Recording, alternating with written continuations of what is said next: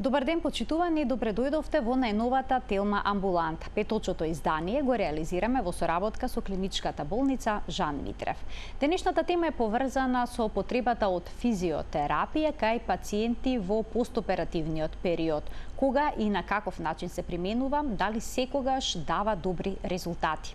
Гостин во студиото ни е Никоден Велјановски, специјалист физиотерапевт, секако во Жан Митрев клиник. Добре ни дојдовте. Добар ден, ви благодарам на поканата и ми е чест и задоволство после полово време да се видиме повторно тука. Денеска ќе зборуваме за физиотерапијата после оперативните зафати, но се случува ли за такво нешто да има потреби пред операцијата? Дали физиотерапијата понекогаш може да биде добра подготовка за оперативната процедура? Така, апсолутно, секако дека да. Иако за жал некојаш тој момент знае да се занемари и да се избегне на некој начин, дали свесно или несвесно, дали од пациентите или од медицинскиот персонал, што не е препорачливо, но сепак е потребно пациентите да се подготвени со физиотерапија за самиот оперативен процес кој што следи, нормално доколку тоа е возможно. Кога веќе станува збор за планирани оперативни третмани, се подготвуваат пациентите од одреден период за да може полесно да се сносат со тој оперативен третман, односно нивното опоравување, процесот на рехабилитација да оди полесно, да кажеме, нели? Но за разлика од тоа што кога станува веќе збор за итни оперативни третмани, го немаме тој момент, тоа се го прескокнуваме како чекор, но сепак и постоперативниот период веќе е по, да речем, агресивен на некој начин на опоравување. Да речеме конкретно кај, еве да земеме за пример ортопедските оперативни третмани, односно замена на зглобови на кол, на колено или третман на трауми на лигаменти и слично. Доколку е тоа веќе планирана операција на одреден период, веќе може да се направи план за предоперативна рехабилитација, односно едукација за користење на помагала, за јакнување на мускулатура, но не само на запатениот екстремитет нормално кој што треба да се третира, но туку и на горни и на долни екстремитети, за да може нели полесно да се одвива целиот процес постоперативно. Ајде да проговориме за ортопедските операции кои што ги споменавте. И тие најчесто ги поврзуваме со физиотерапијата. Првата асоциација ни е операција на колк или пак рамо, шиење на лигаменти или на меки ткиви и веднаш после тоа следува физиотерапијата. Дали е таа секогаш неопходна? Па во 99% од случаите да. Зошто? Затоа што сепак еве конкретно го земеме за пример оперативен третман со замена на зглобот на колкот. Станува збор за најголемиот зглоб во телото, траума на комплетна мускулатура која што се сече еден од поголемите мускули на долниот екстремитет и сепак тој процес на физиотерапија е неопходен.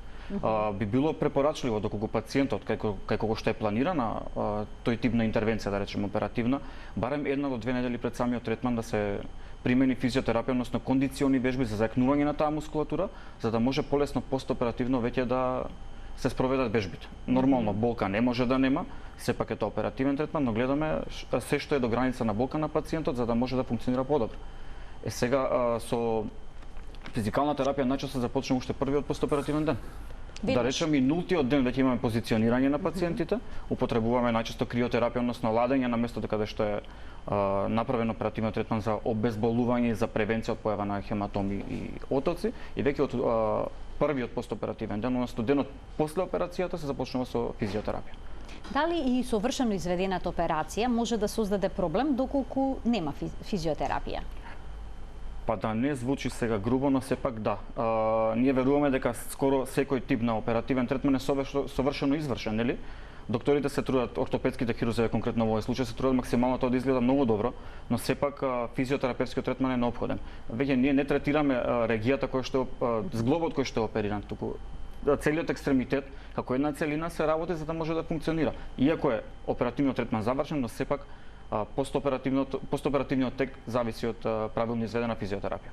А какви техники и процедури се спроведуваат кај ортопедските операции во постоперативниот период во рамките на физиотерапијата?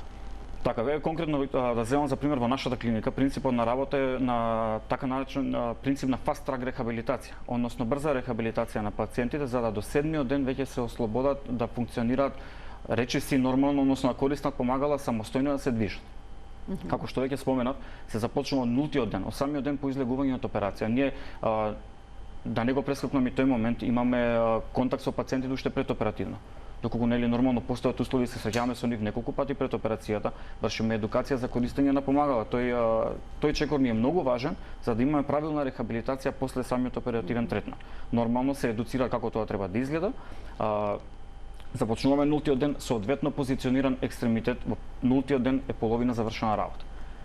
Соодветно позиционирање, примена на криотерапија и веќе од првиот постоперативен ден започнуваме со тие така наречени мобилизацијски постапки, односно па најпрво седнување на пациентот во креветот, било да станува збор за оперативни запади на колко од коленото, промена на зглобови или пак третман на лигаменти и до успешна вертикализација, односно за станување. Нормално со помагало, сега веќе тука зависи и од типот на операцијата, како видна протеза станува збор и се останато од што ни зависи колку би било оптоварувањето на самиот зглоб кој што е опериран, но за да тоа биде правилно изведено, ние имаме непречен контакт со ортопедските хирурзи, веќе во контакт со нив се договараме што сме и до која граница и тоа се спроведува. За да започнеме со користење на апарати за континуирани пасивни движења во зглобот, односно го раздвижуваат зглобот во тие флексија и екстензија кои што се потребни за да се добие нормалното движење кое што пациентот за почеток не може да го направи затоа што веќе чувствува болка, болка, страв се е тука споено на едно место,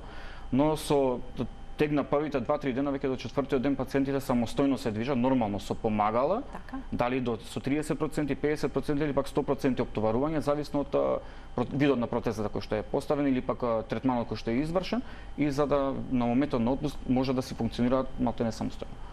Дали должината на рехабилитацијата зависи од возраста на пациентот? Или тоа не е секогаш така? Има ли повозрастни пациенти во одлична кондиција и помлади кои што... Па не секогаш е правило. Да, во право сте, затоа што се случува да имаме помлади пациенти, каде што да започнеме од стравот што е поголем, прво од самиот оперативен третман, не доволно зајакната мускулатура, несоодветна соработка, да речеме, односно контактот меѓу физиотерапевтот и пациентот што игра многу голема улога во самата рехабилитација, самодовербата на пациентот, па се до пациенти кои што се доста повозрасни, успеваат уште од вториот ден да кажам да функционираат нормално, без проблеми, без болка може да се каже, да се движат слободно со помагало на слободно, за разлика од што сме имали со помлади пациенти со поголем проблем во тој поглед.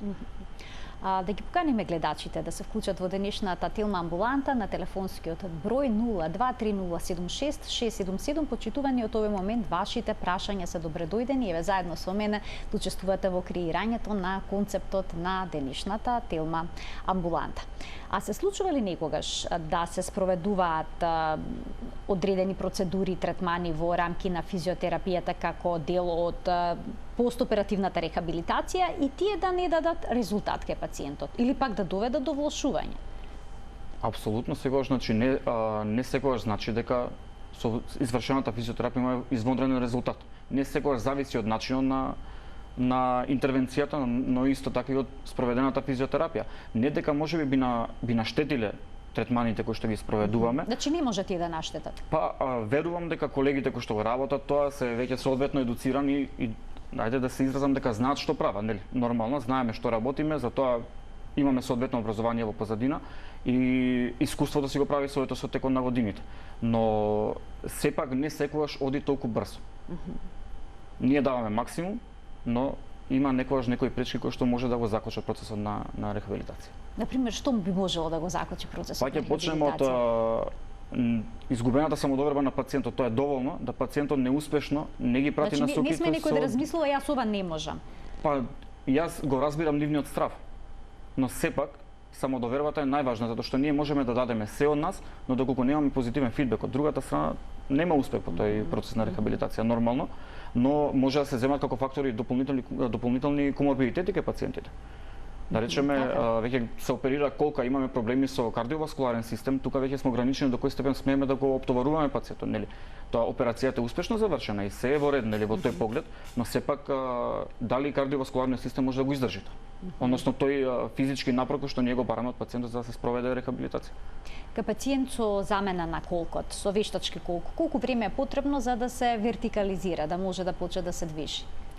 Па во најдобар случај 24 часа после операција. Само 24 часа. Да. Значи тоа е релативно брзо. Релативно брзо со тоа што доколку станува збор за цементна протеза, оптоварувањето е 100%, односно смее да згази со целосната тежина на телото, користиме помагала, но сепак се вертикализира и почнуваме со едукација за одење. Предпоставам дека има одредени положби кои што не смеат да ги зазимаат додека седат или пак кога лежат. Апсолутно да, со тоа што бидејќи станува збор за голем зглоб на човековото тело, позицијата најчесто не секогаш е на грб, во соодветна поставена абдукција на нозете, односно благо раширени, се поставува перница меѓу нозете за да нема да не дојде до доближување на една со друга нога и да нема прекрстување, односно префрлување на една друга нога врз друга, затоа што сепак може во најлош случај да дојде до луксација на зглобот. Кога има кршеници на коски, колку трае рехабилитацијата? Тука веќе рехабилитацијата е малку подолг процес и станува збор за да речем индивидуално да се процени, сепак од пациент до пациент секогаш има разлика и тука многу фактори играат улога, дали пред се да се земело предвид како видна фрактура е кај пациентот, дали е само фрактура која што зараснува само од себе или пак ќе има потреба од оперативен третман понатака и нормално возраста, состојбата на коските, односно дали се веќе остеопородични или пак станува збор за помлад пациент каде што создавањето на калус е побрзо за разлика од кај повозрастните пациенти. Значи правите индивидуална проценка Апсолутно. И потоа индивидуално различни вежби посочувате кај различни пациенти. Така, значи проценката е секогаш индивидуална, затоа што од пациент до пациент секогаш има разлика. Првичниот програм за спроведување на физиотерапија е ист, но сепак јачината и оптоварувањето, односно физичкиот напор што треба да го даде пациентот се прави со соодветна проценка спрема состојбата која што е пациентот. Почести ли се ортопедските процеси на рехабилитација кај пациентите или пак третирате и лица со мозочен удар, со срцев удар, дали и кај нив е потребна физиотерапија? Така, конкретно ги земеме за пример пациентите после цереброваскуларен инсулт, односно мозочен удар, таму е неопходно да се спроведе физиотерапија, односно вежби и рехабилитација. Сепак тука веќе се прави план и програма со доктор невролог, односно до која граница од кога може да се започне, доколку станува збор за акутен случај. Па најчесто во наша пракса започнуваме веднаш после 24 часа од состојбата. Од мозочиот удар? Да, со тоа што се прави проценка, односно се прави тест за функционална независност на пациентот, се движења, обем на движења кои што може да ги спроведе, дали имаме активни движења или воопшто нема движења, дали е целосна одземеност или пак е само пареза. Со тоа што се прави проценка веќе знаеме што би работеле понатака со пациентот. Во консултација со докторот се прави план дали ќе одиме само со мобилизацијски постапки и кинезитераписки вежби, односно раздвижување на зглобовите, за да го одржиме тој процес на физиолошко движење кај зглобот, односно да не настанат контрактури, или пак со тек на време се прави плани за кога би се започнало со електростимулации и тој тип на физиотерапија. Зошто се потребни електростимулациите кај пациенти кои што преживеале мозочен удар? Така, со помош на електростимулацијата се стимулира мускулното ткиво, се прави соодветна мускулна контракција, се стимулираат нервните завршетоци за да го испровоцираме движењето кое што не може да го направи пациентот. Во последно време поинтензивно се користи третманот со функционална магнетна стимулација. Што е тоа? Станува збор за еден нестандарден тип на електростимулација, односно со стимулација со магнетно поле, не како класичниот магнет кој што се користи кај третман на фрактури, да речеме. Со тоа што, доколку земеме во предвид дека класичната електростимулација има 10 до 5 мм под кожата, односно навлегува, веќе со функционална магнетна стимулација стимулираме до 5 см во длабочина на ткивото, влијаеме на кожа, подкожа, нервни завршетоци, мускулно ткиво, па се до циркулацијата се стимулира кај пациентот. Но сепак колку што има позитивни страни, секогаш има контраиндикации кои што може треба да се избегне тој тип на третман. Сега како контраиндикации најчесто се избегнува кај пациенти со вградени механички валови на срцето, пейсмејкери, односно дефибрилатори кои што се вградени исто така за срце, кај протези, кај ендопротези на зглобови или пак остеосинтетски материјал, но сепак во тој случај не е целосна контраиндикација, туку препорачливо е да се избегнува делот само каде што е поставена протезата и е попозитивна опција во користењето на електростимулација кај пациентите. Функционалната магнетна стимулација не се поставува фиксно електродата, туку може да се движи буквално по регијата, да речеме на екстремитетот, дали станува збор за рака или нога, по моторните точки, за да го добиеме движењето кое што сакаме да го добиеме. Се предизвикува буквално да се добие движењето. Тоа се оваа функционална магнетна стимулација се применува на оној дел од телото што е послаб или на двете страни од телото? Сега зборуваме кај пациенти со мозочен удар. Така, па се третира послабиот дел, односно одземениот дел на телото, екстремитетите кои што се одземени. Таму каде што има слабост на телото. Така, а додека пак се работат вежби на здравата страна нормално. Се дава насоки за да може да се зајакне паралелно, да се зајакнува за да немаме запоставување на едната страна. Колку време обично е потребно за да се вратат моторичките функции кај пациентите со мозочен удар? Тука веќе нема за жал пишано правило. Се зависи од тоа колкава регија прво е зафатена централно, колкаво е оштетувањето на мозочното ткиво и сето тоа веќе од тоа зависи колку време било потребно. Некогаш се случува кај пациенти каде што е транзиторно, односно минливо да се за неколку дена да се вратат движењата, побавно но се враќаат. Речи се комплетно, па и кај пациенти до некаде 6 месеци па и повеќе. Имаме гледач на линија, да му дадеме предност. Добар ден за него. Добар ден за гледачот. Еве можно да се вклучи во програма и да постави прашање на темата на која што говориме. Добар ден. Еве уште една шанса за гледачот да се вклучи. Добар ден. Нека се јави подоцна уште еднаш, нека се обиде уште еднаш, бидејќи имаме некаков проблем, не можеме да го вклучиме. Од што зависи, односно не од што зависи, туку кога кај пациентите со мозочен удар се постигнуваат најдобри резултати, во кој период обично? Дали првите месеци, првата година после мозочиот удар? Може ли со физиотерапија да се постигне подобрување 2-3 години по ударот? Па најчесто колку порано се започне со физикална терапија, толку подобро. Колку зглобовите се фатат во почетната фаза кога не настанале контрактури, толку е полесно да се вратат и одржат тие движења. Колку повеќе се пролонгира состојбата, толку поотежнат е самиот процес на рехабилитација кај тој тип на пациенти. И колку интензивна треба да биде рехабилитацијата? Колку често треба да се прават овие вежби? Па најчесто или третмани, така, најчесто со магнетоелектростимулација. За почеток препорачливо е дури доколку е во можност 2 пати на ден да се работи. Тоа кога веќе станува кај пациенти кај што работиме во клинички услови, кога ни се во склоп на институцијата и се тука, ние работиме дури 2 пати на ден, некогаш и повеќе. Нормално, според хемодинамските параметри кои што ги имаме, доколку состојбата на пациентот дозволува да се работи поинтензивно, затоа што колку поинтензивно работиме, толку даваме поголема шанса за побрза рехабилитација. Значи уште во болнички услови треба да има интензивна физиотерапија да се постигнат вистински резултати. Така, се прави само соодветен план, соодветна програма што би се работело кај пациентот. Нормално не би работеле ние електростимулација можеби 3 пати на ден, но сепак доколку се искомбинираат тука кинезитераписки вежби, вежби со статични велосипеди, електростимулацијата, мобилизациите кај пациентите, веќе тоа одзема доста време и за пациентот во текот на денот, односно доста му е потполнето времето за да може да се работи со него. Ке сите пациенти го спроведувате сето ова што го споменавте? Па сепак со претходно соодветно направен план. Доколку е можно сето тоа да се изведе? Колку минути статичен велосипед се применува или пак кинезитерапија и слично? Така, значи статичниот велосипед најчесто го применуваме 30 до 45 минути. Нормално пациентот е во лежачка позиција, но во лежачка позиција со тоа што се работи за долни и за горни екстремитети.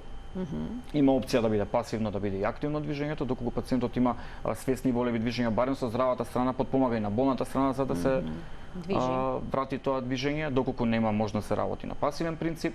Кинезитераписките вежби барем најмалку 45 минути до 1 час. А што паќаат кинезитераписките вежби? Па тука веќе станува збор за активно потпомогнато или пасивно разлежување на зглобовите.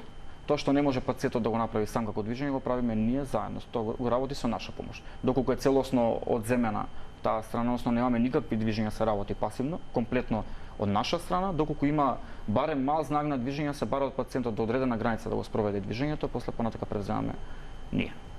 Имаме гледач повторно. Се надевам овој пат успешно ќе се вклучи во Телма амбуланта. Добар ден. Добар ден. Повелете. Поздрав за докторот, до емисијата. Ви благодарам. А и до водителката. Ви благодарам. Јас сум жена, 80 години. Така. Оперирана сум од колк. Во август, крај септември. Така, значи веќе речи си една година. По го скршив колкот. Ми оперисан колкот. После операцијата ме пратива на бања, бев у Катланово.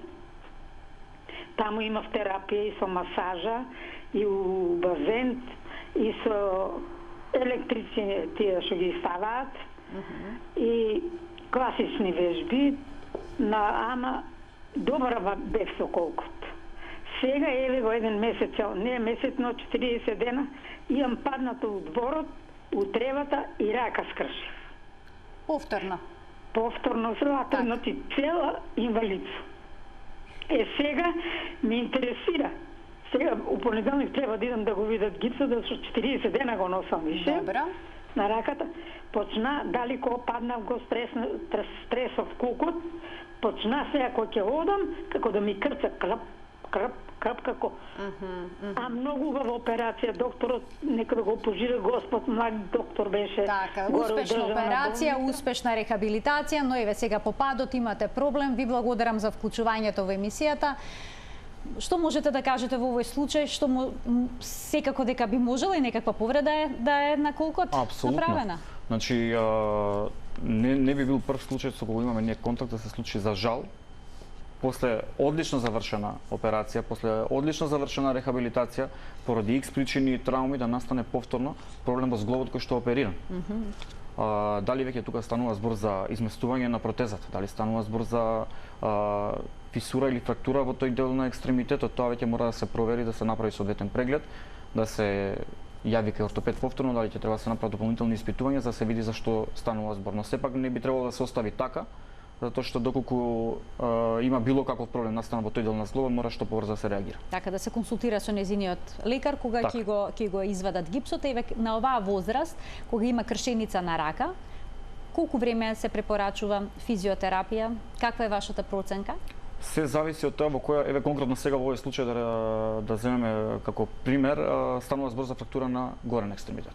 Се зависи од тоа каде е фрактурата, колкава е, колку е формиран калусот, односно дали таа коска, колку е заздравена таа коска, да речеме, и од тоа се прави веќе проценка колку може да се оптоварува, односно до кој степен. Верувам дека доколку било поставена гипсена имобилизација, веќе тука имаме и ограничување во движењата кои што се настанати од самата имобилизација, веќе тука ќе треба малце по-интензивен третман за да се изрехабилитира соодветно. Да се вратиме повторно на физиотерапијата кај пациентите со мозочен удар. Потребно ли е тие да прават некакви вежби во домашни услови? Па веќе доколку пациентот е стигнат до моментот на отпуст, апсолутно дека е неопходно да се работи физиотерапија во домашни услови. Сега доколку веќе имаме со соодветна проценка направено дека пациентот може да го спроведува тоа со минимална помош, се врши едукација на семејството за да се спроведуваат вежби во домашни услови кои што сепак треба да го задржат тоа кое што сме го постигнале и да се водат кон чекор напред од тоа докаде што се стигнат, односно да не се вратат наназад со многу чекори, затоа што веќе тогаш би било многу потешко да се спроведе повторна рехабилитација. Ние стигаме до една фаза на рехабилитација во болнички услови, после тоа во отпуст, по отпустот апсолутно дека треба да се продолжи со физиотерапија. Дали тоа ќе биде со стручно лице во домашни услови доколку е неопходно, нели? Доколку пациентот не може сам да ги спроведува вежбите, или пак со помош на семејството, или пак самостојно доколку се минимално, да речам, нарушени движењата на екстремитетите со соодветно дадени насоки. Се случува ли да се вратат чекор назад од како ќе бидат испуштени од болница во домашни услови? За жал да. И не само кај тој тип на пациенти, туку различни видови на интервенции. Пациентите доколку не ги пратат насоките кои што се дадени и не го спроведуваат тоа правилно, многу често се случува да се вратат наназад, па повторно да имаат потреба од нас за да се врати тоа што е веќе изгубено. Може тогаш да ги вратат оние вештини, способности што ги стекнале додека работеле со вас? Најчесто може, но на малце потежок пат. Ќе биде потребно повеќе време, Апсолутно потребно е време и упорност. И упорност, секако. Уште еден гледач имаме, да го вклучиме. Добар ден. Добар ден. Повелете. Ако можете на консултација со докторот. Секако. Само да нагласам дека денешниот гостин е физиотерапевт. Да. Па сигурно може нешто да ми помогнете. Есента ја скршив ногата. Па имах оперативен захват на ногата. Добра е операцијата све. Немаше потреба и за терапија, мислам, за такви работи. Сега колку време плочките внатре во ногата се носат? Me интересират. Нема ни повреда, ни ништо. Имате некакво прашање? Колку време не е слушно само Колку господине? време што треба да носите на ногата? Плочки си имам натре. А плочките што ги имате? Да. Добро, Да. ви благодарам за вклучувањето. Ова претпоставам дека треба да хирургот да одговори на ова прашање. Се согласувам со вас. Веќе тука станува збор за работа на хирурзите кои што извршиле таа интервенција. И најчесто индивидуално, во многу случаи од искуство што сме го имале ние до сега и по жалба на пациентот. Има пациенти кои што се согласуваат доколку може да се извади, но сепак сакаат да не ги вадат тие остеосинтетски материјали затоа што не се спремни да подлегнат повторно на некаква интервенција. Така. Но има пациенти кои што и после соодветно зараснување, после една година во консултација нормално со ортопедскиот хирург кој што е извршил интервенцијата се договараат и ги вадат остеосинтетските материјали. Може физиотерапијата нормално да се спроведува као овие пациенти кои што имаат дури и неопходно. Така, неопходно е. Ќе пуштиме еден блок реклами, а веднаш потоа продолжуваме со денешната Тилма амбуланта, ќе проговориме и за физиотерапијата кај пациентите со кардиоваскуларни болести. Останете на Тилма.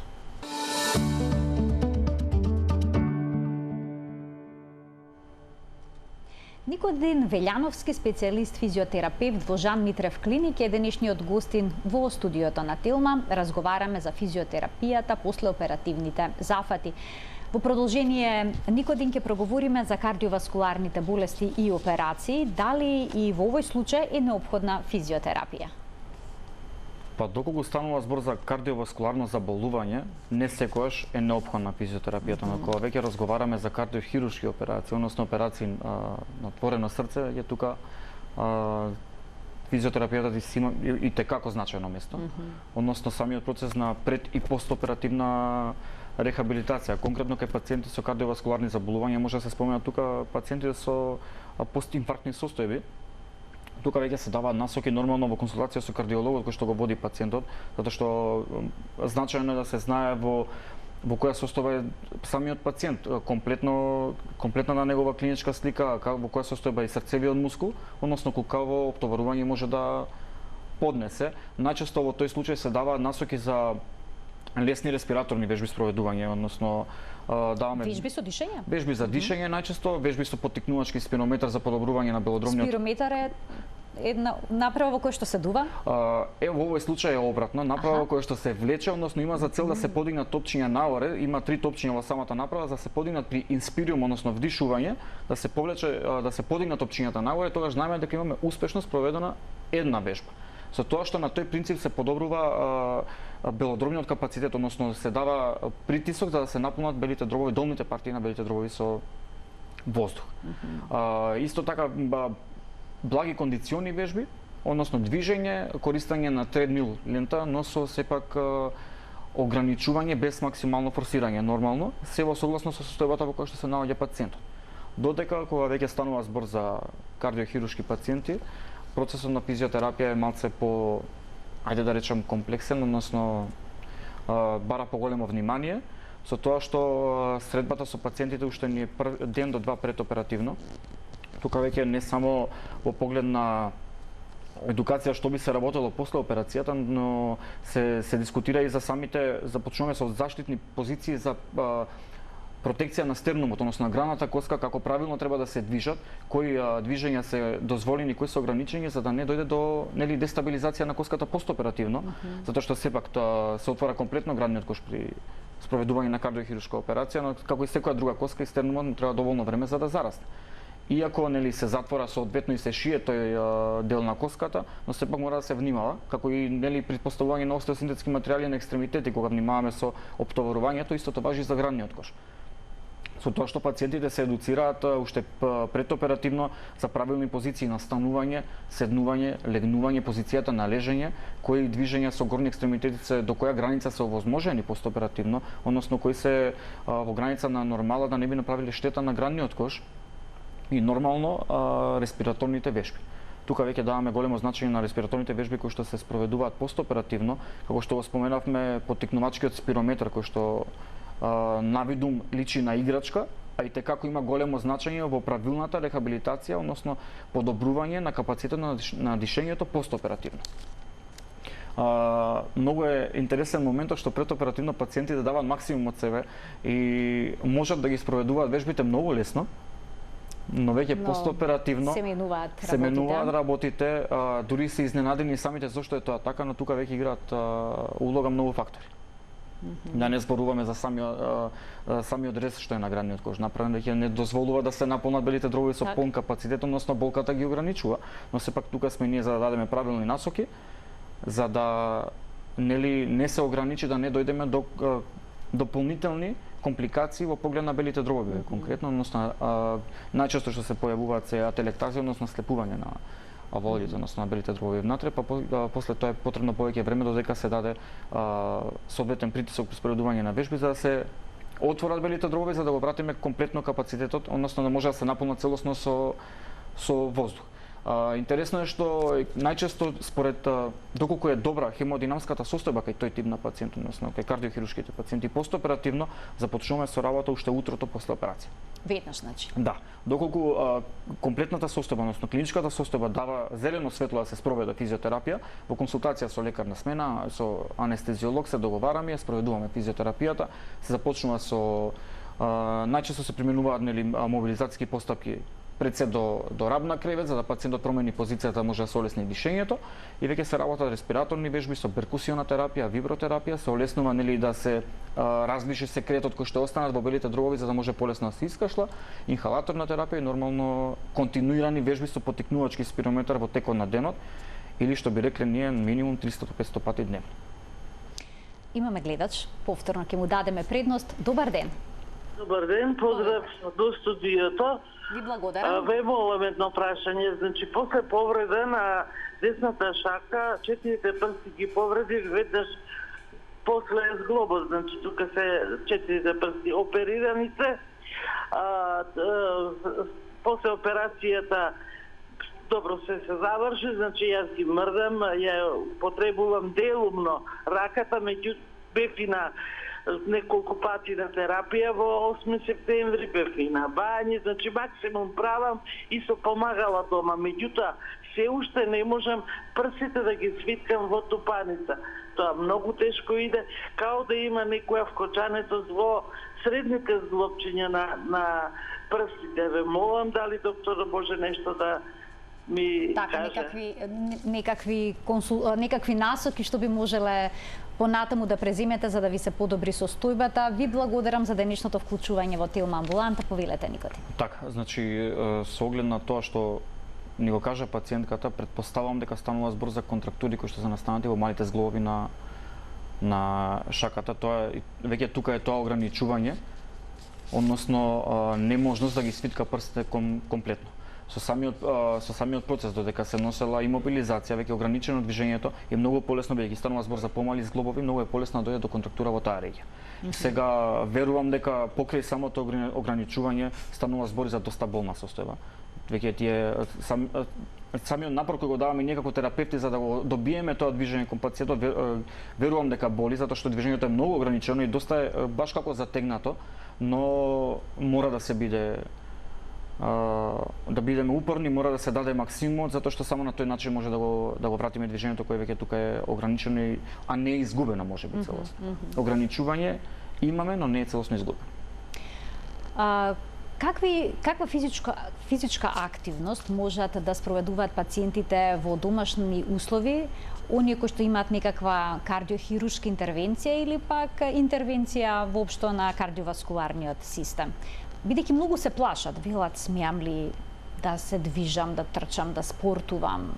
Што советувате? Дали секоја физичка активност би била бенефит за кардиоваскуларното здравје или не? Така, најчесто нашата пракса до сега веќе покрај тоа што ние работиме најчесто со кардиохируршки пациенти, односно најголемиот број на пациенти ни е од тој карактер. Веќе до моментот кога ги отпуштаме од болница се речиси оспособени за нормално функционирање во секојдневните активности. Се дозволува физичка активност нормално. Најчесто ние имаме проблем со тоа што сега јас сум опериран, одам дома, легнувам и не правам ништо. Напротив. Повеќето сметаат дека треба да мируваат. Така, но сепак тоа може само да доведе кон други коморбидитети и оштетувања, да речем, на организмот, влошување на состојбата. Од самото лежење можеме да почнеме со тоа што веќе води кон за задржување на секрет во белите дробови, води кон инфламаторни промени на белите дробови, нели, што не сакаме да се случи тоа. Но благите физички активности, раздвижување за почеток низ домот, што почесто седење и спроведување на респираторни вежби имаат многу големо значење во тој процес на рехабилитација веќе по отпуст од хоспитализација, односно после интервенција или кардиохируршка операција. Далеку од тоа дека пациентот треба да само лежи и да не прави ништо. Се извршува нормално секојдневните активности и постепено се дава акцент на зголемување на таа физичка активност од, да речем, ајде, од месец на месец, за да после 3 месеци се врата целосно во најнормално физичко функционирање. Уште еден гледач ке вклучиме. Добар ден. Добар ден. Повелете. Поздрав до докторот и до сите вработени во Телма. Благодарам. Емисијата е прекрасна. Благодарам. Затоа што е за еден од клучните проблеми во речиси во секое семејство. Диагнозата ми е коксартроза на колкови и на колената. Прашањето до докторот ми е дали овие суплементи што на интернет ги гледаме, снео комплекс, колбекс од полжав, хербалаурум како гел за масажа, помага за заздравување на рскавицата на зглобови. Така, ви благодарам за вклучувањето на денешниот гостин. Како физиотерапевт ке даде насоки за овој проблем? Помагаат ли овие средства? Така, значи господјата спомна дека има коксартроза на двата колкови и артрозни промени, односно гонартроза на двете колена.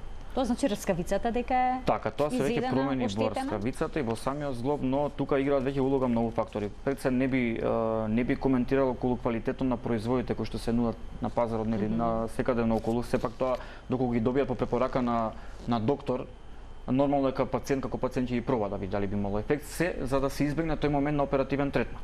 Но многу фактори играат улога. Се зависи од тоа колкаво е оштетувањето во зглобот, колку пациентот го ограничува во извршувањето на секојдневните активности. Ние веќе имаме пациенти кои што имаат артрозни промени, но функционираат се уште нормално, имаат блага болка, но не ги кочи да функционираат во секојдневните активности нормално, но веќе има пациенти каде што има мали промени, но ограничувањето во движењето е многу големо.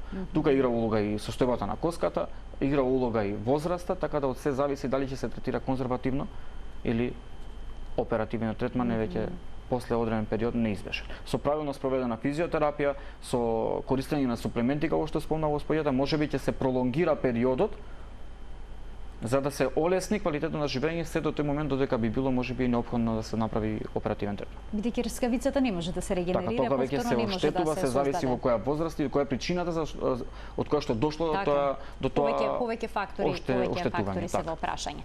Да преминеме на абдоминалните хируршки зафати, операциите на стомак, ги има од најразличен тип. Дали е потребно и тука да се спроведува некаква физиотерапија? Еве, например, жените кои што се породиле со царски рез, треба ли да побараат физиотерапија? Апсолутно. Со оглед на тоа дека станува збор за абдоминална мускулатура, со самиот рез кој што се прави при било која интервенција, дали станува збор нели за царски рез или пак за оперативен третман на некои абдоминални проблеми, веќе имаме нарушување на интегритетот на мускулатурата. И самата таа болка веќе дава знак до мозокот дека треба да се ограничиме во движењата. Нормално тоа е рефлексно и не можеме ние да одиме против тоа, сепак кога станува збор за царски рез конкретно, резот е голем и самото движење е веќе отежнато. Нормално, потребата од соодветни вежби, соодветни насоки за правилно движење, се даваат совети за користење на помагала кога имаме фаза на првите 3-4 дена по зараснување, почеток на зараснување на раната, се дава насоки за користење на појаси, со тоа што се дава компресија на абдоминалната мускулатура, со што би се олеснило движењето кај пациентките во тој случај. Нормално, од големо значење и насоката за вежби за дишење, односно да се избегне тоа абдоминално дишење кое што предизвикува дополнителна болка да се појави кај пациентите, туку се дава насоки за дишење преку граден кош. Како изгледа тоа дишење? Па сега не би го демонстрирале нели тука. Сложено ли е? На диафрагма треба да се дише, така? Диафрагмално дишење веќе кога имаме многу полесно, но не се дава напор на абдоминална мускулатура. Но кога вдишуваме, како тоа свесно можеме да го контролираме? Да, може да се контролира со правилни насоки на дишење, се дава насоки, нели, за да не се форсира абдоминалната мускулатура, односно самото тоа растегнување на мускулатура дава дополнително болка. Сега интересен е моментот што ние многу често не ги поврзуваме тие работи, но има случаи кај пациентки, еве конкретно со царски рез, каде што резот е на абдомен, нели, имаат ограничени движења, еве можам да споменам во рамо. Звучи чудно за почеток, но ако ја земеме во предвид фасцијата, односно обвивката на сите мускули и органи по телото, кој што е непречено поврзана низ цело тело, при самото зараснување на раната, доколку не е соодветно третирана, се собира, да речем, се грчи на тоа место, влече по мускулатура нагоре и ограничува други движења. Дали тоа ќе биде проблем во рамо или нарушена постура или одиме под згрбавени, да речеме, тој поглед, навидом звучи интересно, да, не е можно да е од тоа, но доколку се размисли малце на пошироко во тој поглед, со третман на раната од царскиот рез може да добиеме подобра постура. Некои жени после царски рез се жалат дека горниот дел од абдоменот им е малку абдоменот, односно мускулатурата над раната им е малку поопуштена. Зошто тоа се случи, може ли со физикална терапија да се реши? Тука веќе може да се применуваат кога е веќе зарасната раната соодветно, по одреден период нормално во консултација со докторот кој што извршил интервенцијата, ако даде зелено светло, веќе можеме да спроведуваме вежби за зајакнување на абдоминална мускулатура. Значи само со зајакнување на абдоминалната мускулатура ова може да се реши. Затоа што веќе таа мускулатура поради носењето на плодот е растегната. Нормално не е исто како што било претходно, тука се дава простор за да се носи плодот за време на бременоста и веќе треба време и соодветни вежби за да се врати мускулатурата на место. Со тоа што веќе во помодерно време се користат третмани конкретно со апаратот за функционална магнетна стимулација, за тонизирање на зајакнување на мускулатура. Дали тука ќе станува збор за абдоминална мускулатура, надколеници, веќе тука влегува во поглед на естетика на пациентите. Значи тоа е вежбање на мускулатурата со помошна апаратот. И е доста ефикасно. Ви благодарам за сите совети и препораки што ги дадовте денеска во денешната Телма амбуланта. Благодарам и на вас. Чести задоволство и би сакал што поскоро да се видиме повторно. Се надевам дека почесто ќе се гледаме во студиото на Телма и дека ќе обработуваме вакви интересни теми. Ви благодарам уште еднаш. Почитувани, ова беше се во денешната Телма амбуланта. Тука го заокружуваме денешното издание, реализирано во соработка со клиничката болница Жан Митрев. Гледајте на секој работен ден на Телма во 12 часот и 45 минути, бидејќи заедно учиме за здравието. Имајте пријатен ден.